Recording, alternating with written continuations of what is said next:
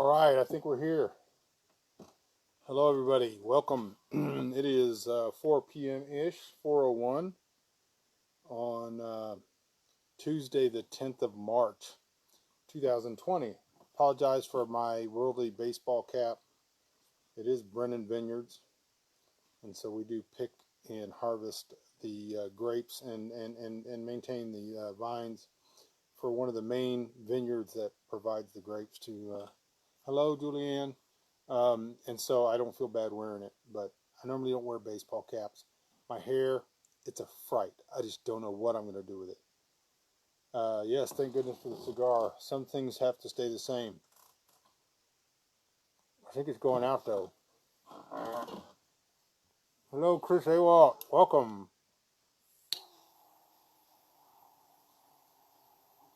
Please participate. Well, let's give a little bit of time for people to show up. Been kind of busy today. Um, Doing a lot of things, and my son's here, and he and I were this morning picking up a bunch of metal around the land. He's taking it in to sell it to the metal junk place, and so we got tons of stuff that needs to get hauled off.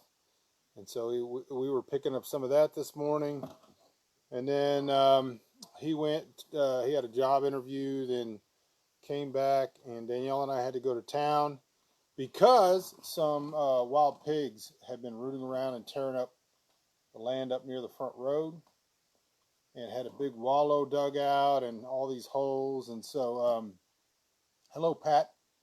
We got some deer corn to bait our big hog trap. So Robert gets back. Now he had an adventure because on his way back he had two flats on the trailer plus two bad tires, but he made it back. So we pulled the trailer back there. We were loading up the hog trap. Now that hog trap, if everybody, those of you who have been around to my adventures for a little while, that hog trap, a year ago or so, I was trying to catch a wild hog, and a coon was getting in there eating all the corn. And so I had set a live trap in there, and I also did a leg hold trap, because when I just did the live trap, he was flipping the live trap over, and then he would get the bait, the food that was in there, and he would eat it.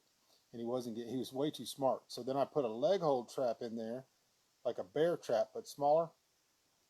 And I baited it, and he was too smart for that. I eventually caught him. If everybody remembers, I did a whole cooking video after I caught him. And so it's been sitting up there for a year. Grass had grown up all in it. So we set it's a big hog trap, and it weighs a couple 100 pounds. So we pushed it up on end, and we were pulling all the grass out of it, and I stuck my hand in there and snap.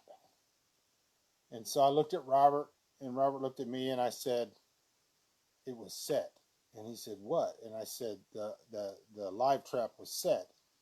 And he goes, what do you mean? And I said, please get in the trap and let me out. And what had happened is this live trap had snapped on my middle two fingers, and I could not get it off. Had I not had my cell phone, and had I been up there by myself, I would still be there. My hand was through the mesh, through the fencing, and I was holding the live trap was holding me, and it was so strong I could not get out. So I was stuck. And so Robert had to crawl into the trap and had to reach in there and pry the thing open to get my hand out. And so that happened. And so it's been a busy day. It's not too bad. The bruising is not too bad, but if I touch it against something, it's very, very sensitive. And I was not flipping anybody off. I'm just saying my hand got stuck in a live trap. And if you've ever dealt with live traps, the leg hold traps, the one thing you think about is, man, this would suck to get your hand stuck in there. It would absolutely suck to get stuck in, and I was stuck. I don't know what would have happened. If I'd have been up there by myself and that happened, I would have got out, but I don't know. I wouldn't have chewed it off or chewed my fingers off or anything, but I would have had to find a stick or something to pry my. And Robert, I tend to underreact. And so Robert didn't realize my hand was actually stuck in the trap. And so he was like, "What's going on?" I said, "Get in there and get my hand out of the trap." So Robert just now signed in, so he missed the whole me telling the story. The thing is, and so I need to tie this together with our theme, is that there are wild animals that you can eat. And so hopefully, when I was about 40, I went to Odessa and spent a weekend with my dad on the farm just before they sold it. I told him he was becoming the neighborhood junk man. We spent the afternoon, this is a long Chris Awalt story, clearing some land, in the evening drinking beer, and then we went to Pojo's to sing karaoke. I used to work at Pojo's. My very first job in Odessa was Pojo's, bussing tables. Nice connection. Well, I should flip you off, but I try to be gracious. I'm sorry the sound, like when it's on YouTube, people hear the sound of my notifications coming in. I'm doing this on Facebook, and I don't know how to turn off notifications during this time without stopping the comments. So hello, Maria. Hello, Tro DePlucy. Troy, I think it is. And so it's been an interesting day, and other than getting caught in a leg hold trap. So my topic today to talk about, because it just keeps getting worse and worse. It gets worse and worse. Not only are the stupid people who believe the whole there's a shortage of toilet paper myth, and the thing is, when I talk about the myth, the people who are engaging in the myth don't even know I'm talking about them.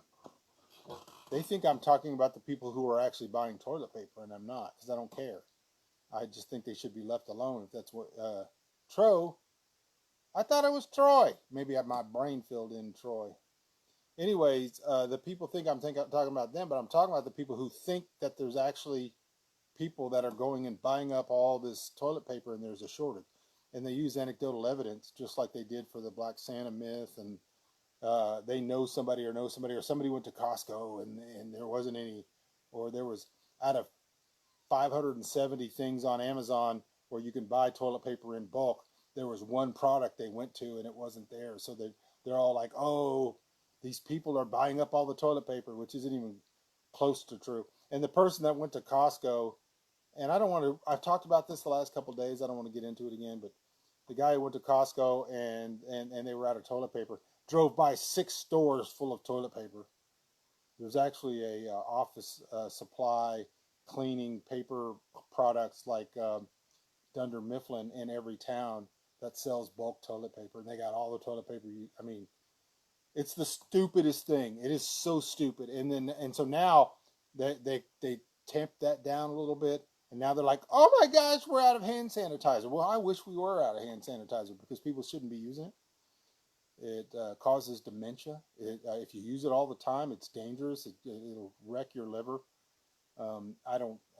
Stupid people are going to do it anyway. Use soap and water. Wash your hands like you should have been taught when you were 4. And then, and most likely, if you have an immune system that isn't compromised by the modern American diet and inactivity and that sort of thing, you should be fine. So, anyways, my topic today is not to talk about that. It's to talk about, and if I have not greeted you, greetings, welcome to my little office. I apologize again for wearing a baseball cap, but my hair is a fright. It's just a fright. I don't know what I'm going to do. And I will show you in a minute, but it's pretty bad. So, things to store or stock up on that you should stock up on, and you should always have vast amounts of it available, or lots of it available. So that's what we're going to talk about. I mentioned yesterday in the video that there's an episode of Jericho. Jericho, first season especially, one of the best shows ever on television. And they actually did research, and there was actually people that were engaged that have a clue. Not like most post-apocalyptic writers or fiction writers who really don't know anything. They don't know anything about what they're talking about. And I'm fine with that. I write about murder. I have murders in some of my books, and I'm not an expert on murder. Anyway, so you can write about things you're not an expert on. I'm fine with that. But the people reading it don't know that the person who's writing this post-apocalyptic literature, and they're putting survival tips and stuff in there, they a lot of that stuff's not only not good, it's sometimes really really bad. One of the biggest ones, and I pointed this out a lot, and we used it as a point in Chris A. Walton and I did in our book Wick, was people that in their books they think they're being clever and they're like, stay away from the roads, cut through the farmland. No, what the heck was what? The long blank stare, because it was a joke, because I was saying I'm not an expert on murder, and then I stared at the. It was that is like classic. If that was The Office, you would have loved it. If Dwight was like, I'm not an expert on murder, and then he went, see, that was so. I'm not an expert on murder. So what was I saying? So yeah, you don't want to cut across farmland. Um, After in an apocalyptic situation, a grid down situation, especially at night, you don't want to do it. But you do. It's a really really bad idea for so many reasons. Long pause. That's the thing everybody's going to remember about this video. And so, what was I saying? I was talking about the fact that you can't really trust a lot of movies and TV and all that kind of stuff. But the people who wrote Jericho really actually thought there were so many things in that movie, as someone who has lived off grid for a long, long time, that you look at it and you go, wow, they actually, most people who think about this stuff don't, there's things that happen to you when you live off grid and when you live off grid for long periods of time. And like Tracy and Robert and all my children, where you turn off, you actually don't go to town for 2 months, that you never would have thought of, that don't occur to you. And so in that show, like when the power comes up just randomly after a month or two, and they show everything plugged in, that's exactly what happens. And it happens in real life. Um, so like for us, like with no power for days because it's overcast and just raining solid, and the solar panels aren't working and the power's out, and then the sun comes out for like an hour, and like a bird just flew into the side of the cottage. And so like you run and you plug everything in, and it looks like mayhem. It's almost a perfect example. We go through it all the time from Green Acres, the episode where he's showing her what she can plug into the generator at what time. But they had that in Jericho. My whole point being that there's an episode called Blackjack Fairgrounds, one of the best episodes on that show. And in that show, a couple of them go to the Blackjack Fairgrounds, which is where after the nuclear apocalypse, all these local towns finally established this fairgrounds that's secure. They have guards, no guns, and people can bring in the stuff they have. They can trade for things, and there's a central area where people get information about rumors about what's going on in the world, and then there was a board of what people are actually looking to barter and trade. And like I said, 99.9% of even survivalist experts who have never actually lived this way, so they really don't know, would get these things wrong. And that list that was up there was so prime because it was stuff that somebody actually thought about and actually discussed it with people who might have lived this way. And so the list, I'll read it to you here in no particular order, so it's not like first to last. And I mentioned it yesterday. The number one thing everybody should store lots of is salt. Salt is probably one of the most valuable things you can store for a lot of reasons. It's not just because everybody has to have, you will die without salt, but because salt is used in large quantities for preserving meat. So if you ever read any post-apocalyptic books or you hear people talking about what they would do in a grid down situation, oh, I'll take my 30-30 and I'm going to go into the woods and get me a deer. Well, most hunters who are woefully ignorant of anything have learned how to skin a deer, and then they pack it into a cooler, and then they take it to their freezer, or they take the deer into a processor who processes the deer, freezes the meat, and then they take it and put it in their freezer. And so in their mind, They think that they are prepared. They've never ever functioned without a freezer. And the reason I know that this is a huge mental block that people miss is if you actually go to YouTube and you watch videos, pull up like 16th, 17th, 18th century cooking videos, and people will sit there and say, we're going to make a salted, oh, my hair, we're going to make a salted pork, 18th century, 17th century salted pork. And so they'll set out all their ingredients, and it's all very well filmed. And they're like, cut the pork and put it in the freezer. They never once thought that there were no freezers, that you didn't freeze the meat, and that oftentimes the meat would have been salted immediately. If they were like, it's going to be 80 degrees today here. We just set a pig trap. If we get a pig tonight or tomorrow, it's going to be 80 degrees tomorrow. We're going to have to get up there, get that pig cut up, and get that meat into salt water or into salt immediately before the flies get to it and all this kind of stuff. It's going to happen very, very quickly, and it takes a very large amount of salt. So if you're talking about doing one deer, and you don't have a family big enough to eat.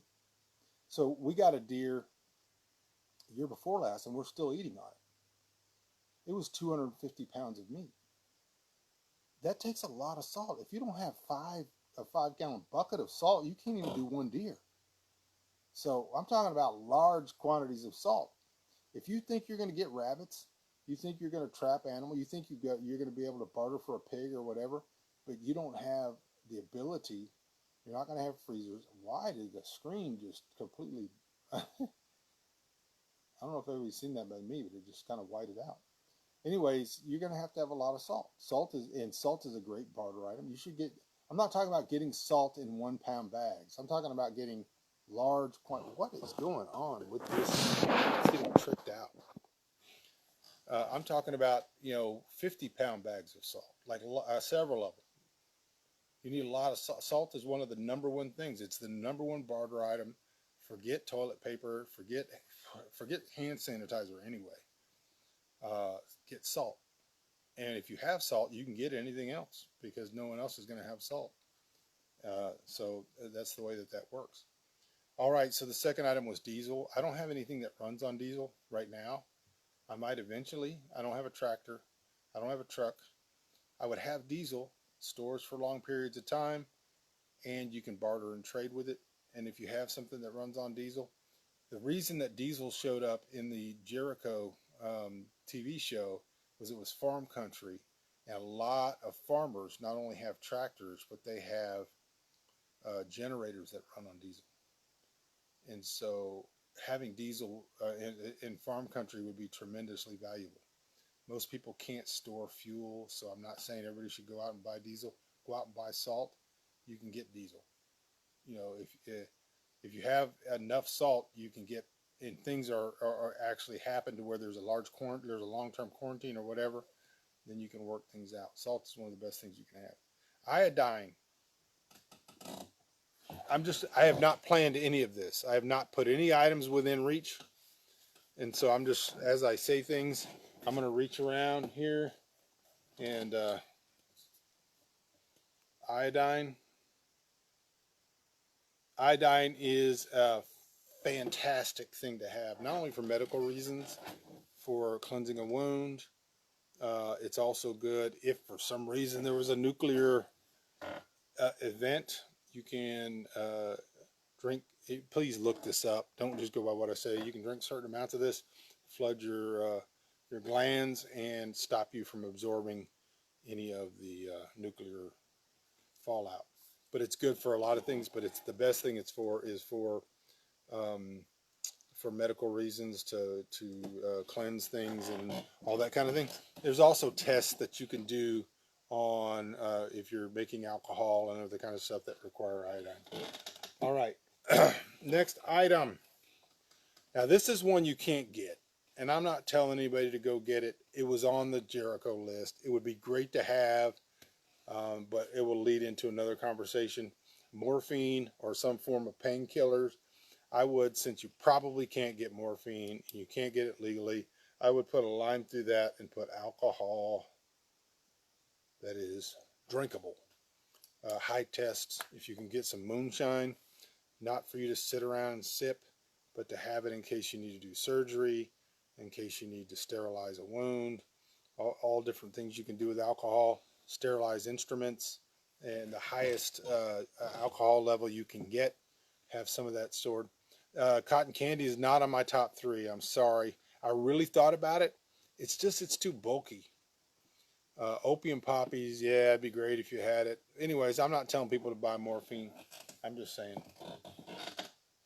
All right. Next one, and this is stuff you can get. Antibiotics.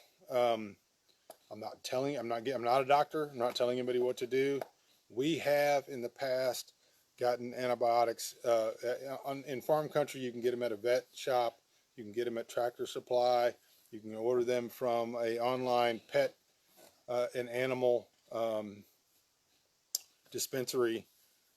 You can get antibiotics. And fish antibiotics are probably the most popular in the prepper world, but you can get Cipro, you can get penicillin, you can get all that stuff without a prescription. I'm not telling you to do that, and I'm not saying it's a good idea. I'm not recommending it. Just saying it was on the list on the Jericho TV show. That's all I'm saying. If it was on the list on the Jericho TV show, that's the list I'm reading. This is not me saying go out and get antibiotics, which are easily available at veterinarians, pet supply, farm supply stores, that sort of thing. People who own horses know there's a lot of things you can get for horses and for fish and chickens and such, and bovine creatures that is without prescription, and it works perfectly fine with humans. Not my recommendation. Call the people from Jericho if that's what you want to do. Next thing is sulfur. Sulfur. Don't know if it would have made my list, but it's probably a pretty good idea. Sulfur is good for a lot of things. It can be used as a topical antiseptic. It can also be used internally for some internal problems. It can be used in your gardens. It can be used in the manufacture of other things that can be very valuable. I'm not going to say what those things are, but there are things that can be manufactured, and sulfur is a primary ingredient. The point is that sulfur is absolutely necessary for human life. It is one of the top 3 or 4 minerals that are necessary for humans to have and to take, and you cannot make it that I know of. And so having sulfur on hand is a really, really good idea. So dosing advice for humans you can download from the internet. Dosing advice for antibiotics, no. Just you can find it on the internet. Go look that up. Look up fish or pet antibiotics for humans. Read through the articles that tell you don't do this because they're not inspected. They're the exact same product coming from the exact same factory. But whatever you want to do is your business. But do look it up because there's a lot of information on that online. Anyway, so we took morphine out. So diesel, salt, iodine, alcohol, antibiotics, sulfur. I would add to it cigarette lighters and strike anywhere matches. I would add to it a ferro rod, which is used for lighting fires. A big ferro rod. Now, don't get one of those little teeny ones, but a big ferro rod. It's called ferrocerium rod. You can go on Amazon.com. Just type in FERRO rod, and then they have some that are 12 inches long or 8 inches long and half an inch around.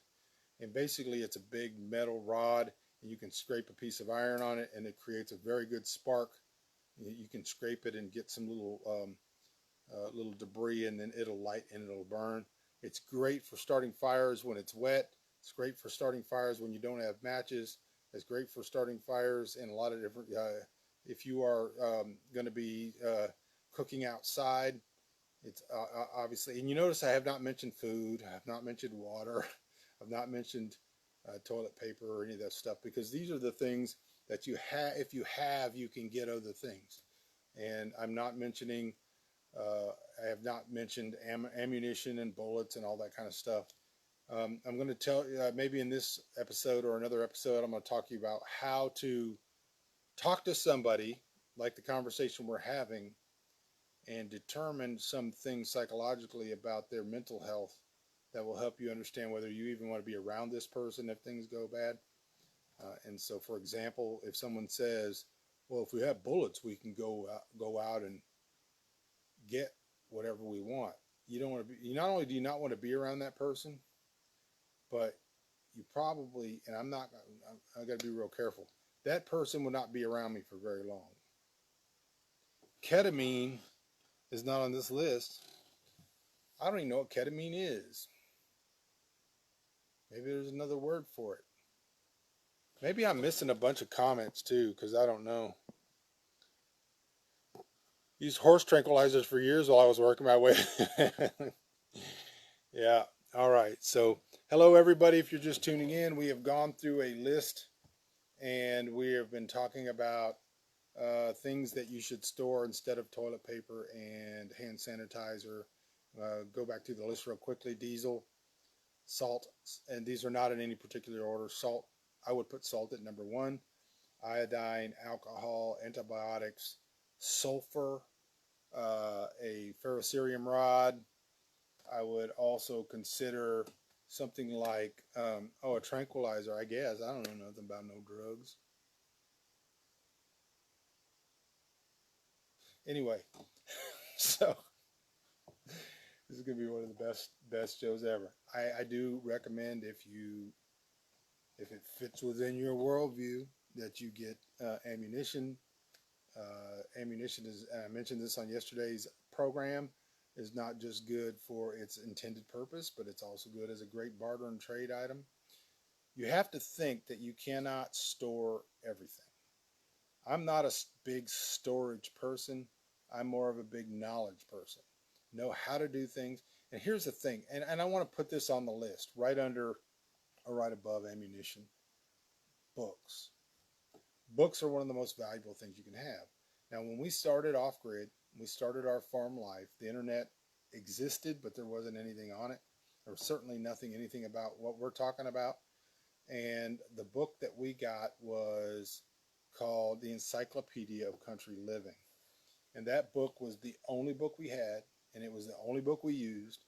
It was our internet. And so when we said, okay, we want to get chickens, there's a section in the Encyclopedia of Country Living about keeping chickens. That's what we did. We went by the book. We had never done it before. The book taught us. When you I'm trying to read the messages, but I'm yet to find anything of any value. And so there are quite a few books, but the Encyclopedia of Country Living was put together over decades of people living this way without the internet.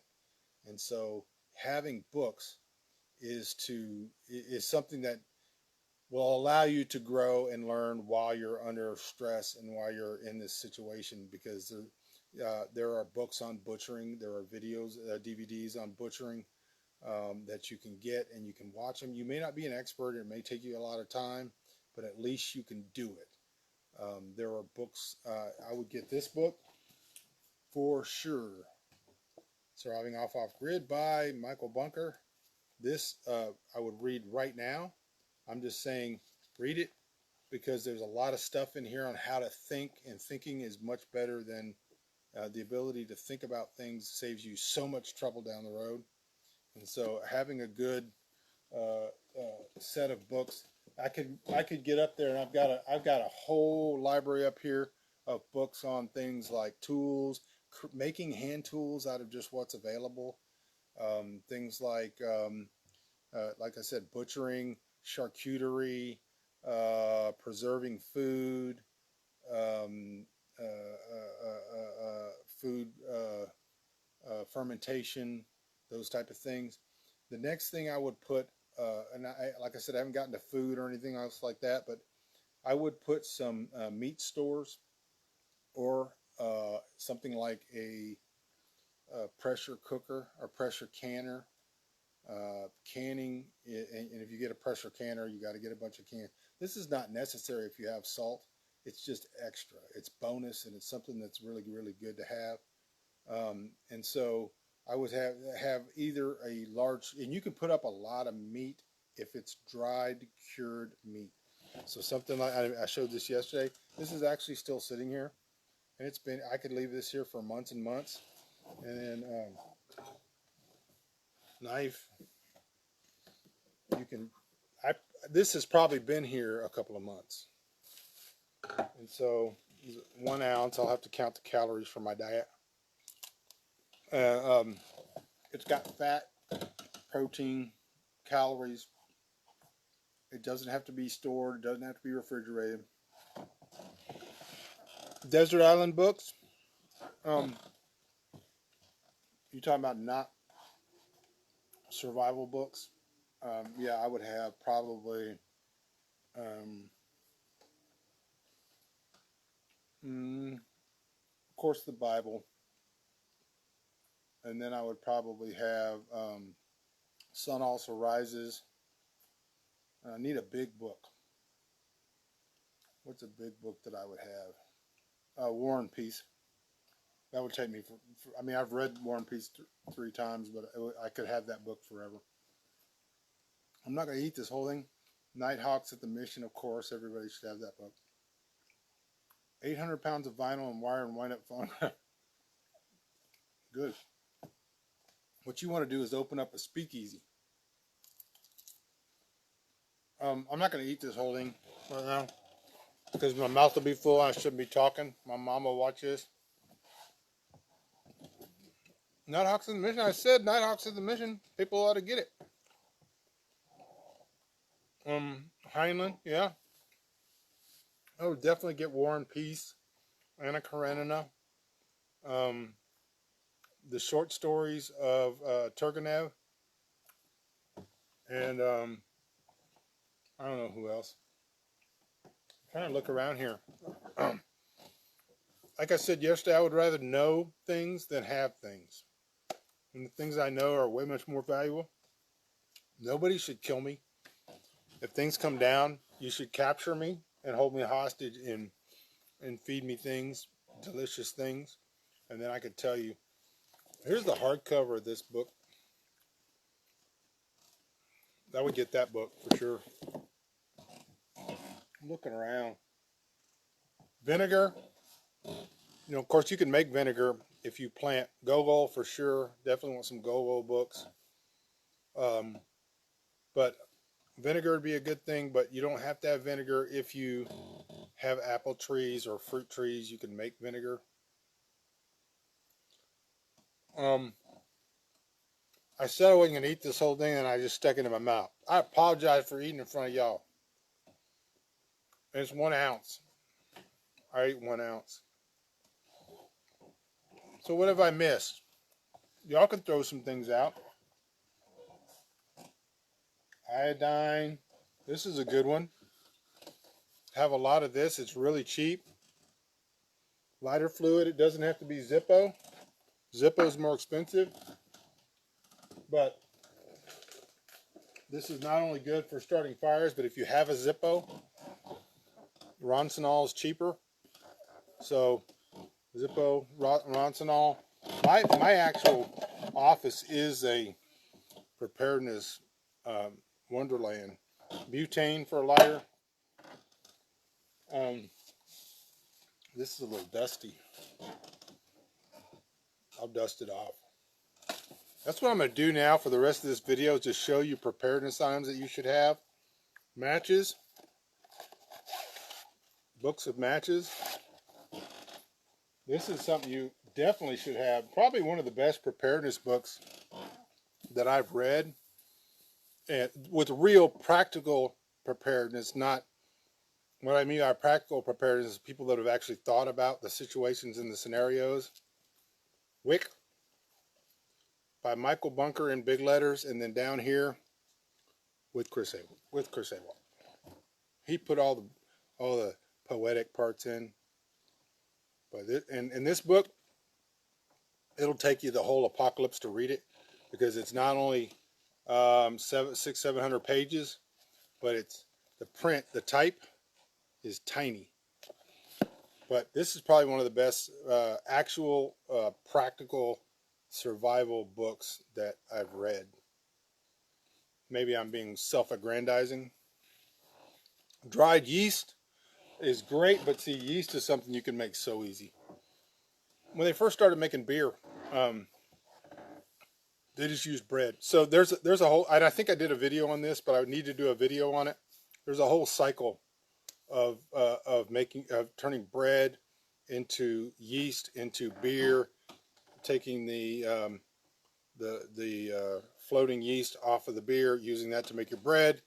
You make your bread, you float your bread in the beer to re-ferment it. There's a whole cycle. Why did the video have you and everything backwards? Because for some reason, Facebook does that. And I can flip it, I think, when I put it on YouTube. I don't know that I do that. I probably don't. But I think you can. And no, so there's a lot of things that are great to have that people store that you really don't need to store because you can make it really, really super easy. And so, and yeast is one of those. There's yeast in the air everywhere. You said wild yeast ruins, I don't know what my stiff means, but your stuff. Well, that's the thing is, that's how it started. So good quality beers started with wild yeast, and then there was stuff they didn't like. They kept the stuff they did like. They perpetuated or propagated that good yeast. But there's a lot of ways to work that out. I've made a lot of stuff with wild yeast that is perfectly fine, but yeast is in the air all the time, so it's not something I would probably spend a lot of time storing. And if there's any particular things like medical supplies, I think you should consider those. Not so much things maybe like Band-Aids, which are cheap and there's no reason not to have some, but things like a surgical kit, like an advanced surgical kit, a advanced emergency response first aid kit that would have things like splints and those kind of things. So many things happen during an actual event that cause stress. And the best thing that can happen, I told at the very beginning of this video that I stuck my hand into the hog trap to get some grass out of it, and inside the hog trap we had wired a leg hold trap to catch a coon that was stealing the corn, and I didn't realize that it was still set, and it snapped me on my hand. I could not get my hand out, and so I didn't panic. I looked at Robert and I said, the trap was set. And he said, what? And I said, please go inside and release my... And so the thing had snapped very painfully on my hand, but I didn't panic. If I had screamed and pulled my hand trying to get out of it real fast, I would have done some probably severe damage. And as a writer, you don't want to hurt your hands. So I'm sorry if I missed a bunch of things. Tracy's absolutely right because she's lived this life. Canning jars, if you're going to do canning, and you can have canning jars even if you don't have a pressure cooker because you can do fermentation in canning jars. Tylenol is a great idea. Don't take it all the time, every time you have a headache, because Tylenol builds up in the body and the liver and that kind of thing. Tylenol is great. If your hand gets stuck in a leg hold trap and you have a lot of pain, I don't, but if you did, Tylenol works. Got a little sausage. Aluminum foil is always good to have. Aluminum foil is one of the things I've always said that I would really, really rather not have to do without. But and then you want to get into things like perhaps a shortwave radio, ham radio, or something like that, some form of communication. Those aren't as critical. But there are things you can do today that make sense, and you're not competing with other people's dollars. If you went to Costco or Sam's today and got 5 50-pound bags of salt, and then went by the hardware store and got 5 or 10 5-gallon buckets with lids, you put the salt. Now I would probably do half and half, iodized and not iodized. If you can get sea salt, it's even better. But I would put those in the buckets. You don't have to worry about salt going bad. Salt is a universal preservative. That's what it's for. Bacteria doesn't grow in it. And so seal those up, write iodine or no iodine or whatever on it, and store it somewhere. You have yourself not only the ability to preserve food, the ability to stay alive because it's a supplement in your body that you actually have to have, but you also can barter for other things. And I would not probably limit myself to 5 gallon buckets of salt, as much as you can store. Uh, there's no, the cost is just minimal. It's just, salt is so cheap. You can also buy bulk salt online. There's a salt company called Saltworks. Saltworks.com, I think is what it is. Look it up. That would be very, very valuable. And you can buy it. The shaving cut stick. I don't shave. What are you talking about? Okay, quick clot is great because bullet wounds. Don't use it on a wound that doesn't need it. Betadine, scalpels, iodine. I already mentioned. Betadine's great to have.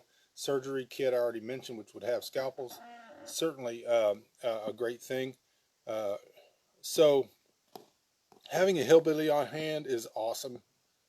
All right, so you guys can throw stuff up there, and I can tell you whether it's good. We'll play the game. Good idea or bad idea. And like I said, the things that I'm mentioning here, there's no competition for it. There's nobody out there trying to go out and get it.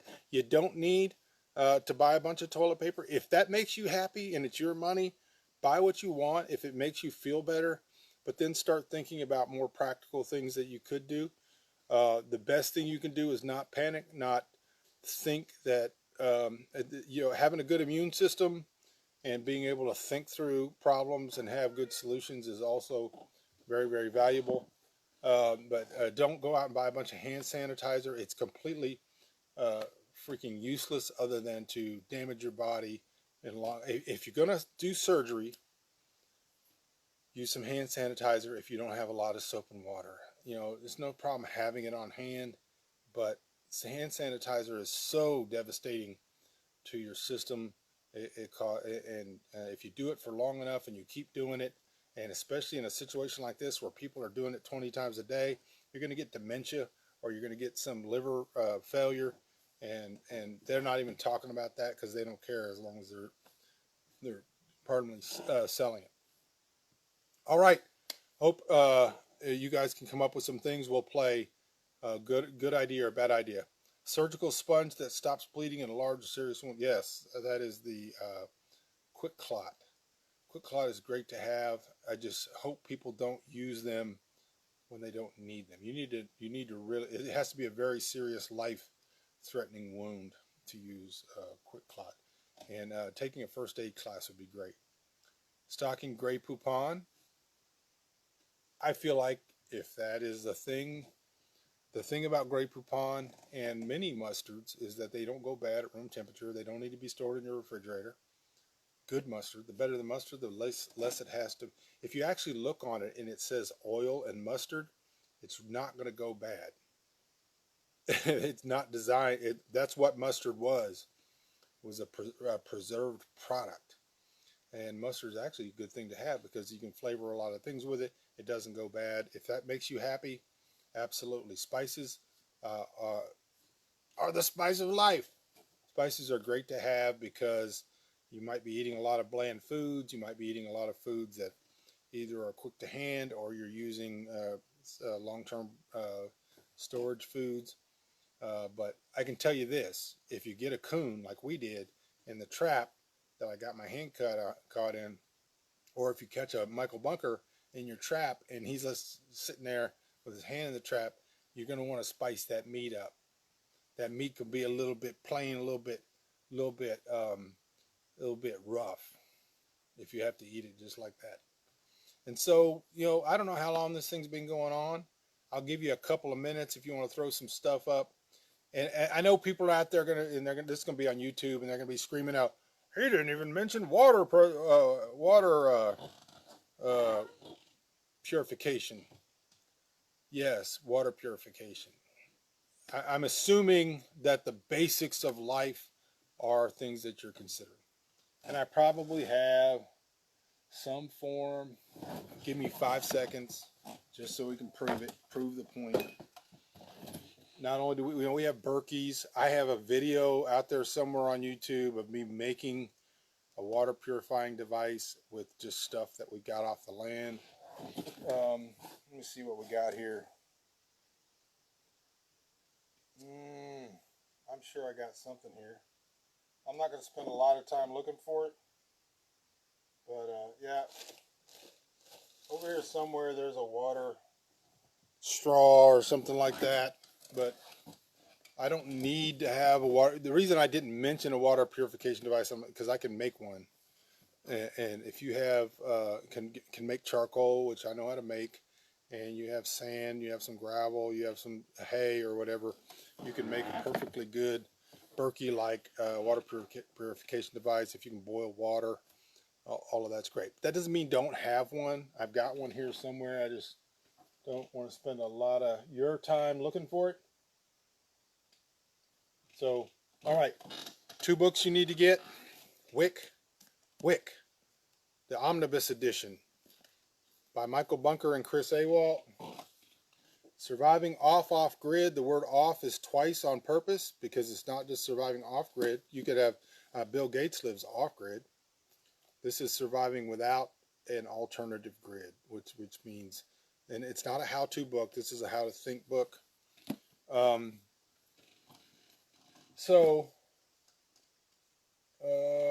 If there's nothing else, I'll let you guys type in a few things. I'll give it a few minutes.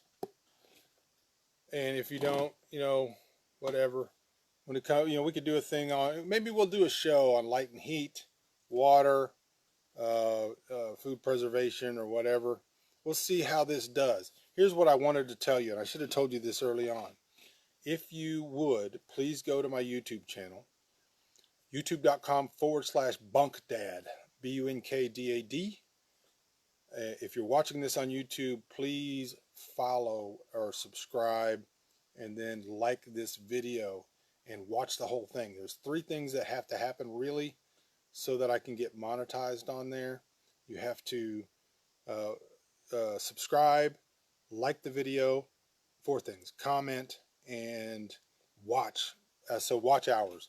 Our biggest shortage right now is watch hours. I think we're at like 2,800 watch hours. You got to hit 4,000 watch hours before they will allow you to monetize. I got enough subscribers. I want more. I want more, but we need more watch hours. So if you would do that, like the video, recommend it, send it out to people, all that kind of stuff. If you are not following me or you're not subscribed on YouTube, go to youtube.com/bunkdad and subscribe. It'd just be very helpful. Maybe someday I can actually have a real camera that I don't have notifications coming in, and then I can do some more demonstrations and that sort of thing. Appreciate you guys. I appreciate you guys tuning in. It's been great to be here. Don't know if I'll do one tomorrow, but as things develop, or if you have questions, by the way, if you have a suggestion for things you want me to talk about, put them in the comments section, either here on Facebook or on YouTube. I read all the comments, and I will do a show or whatever you talk about, whatever you want me to talk about. And so I appreciate you guys. I'll talk to you soon.